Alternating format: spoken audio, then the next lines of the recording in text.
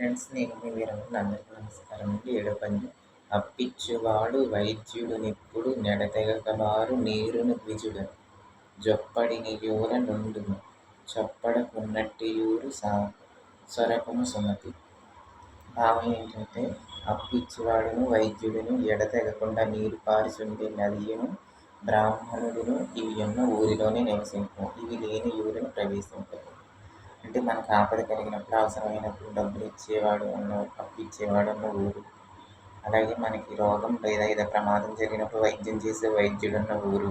అలాగే నీరు ఎప్పుడు ఉండే నది ఉన్న ఊరు. దానివల్ల పంటలు పండితే నీరు వలన మనకు అవసరాలన్నీ తీరుతాయి.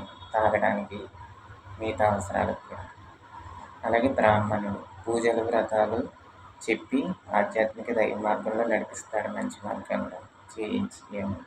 ఇవి ఉన్న యూరిలోనే మనం నివసించాలి అని ఈ పద్య భావం. ఇవి లేని యూరిని మనం ఉండకూడదు, నివసించకూడదు అని భావం ఈ పద్యం యొక్క భావం. ఓకే ఫ్రెండ్స్, ఈ పద్యం నచ్చితే లైక్ చేయండి, షేర్ చేయండి, కామెంట్ చేయండి, సబ్స్క్రైబ్ చేయండి. Thank you.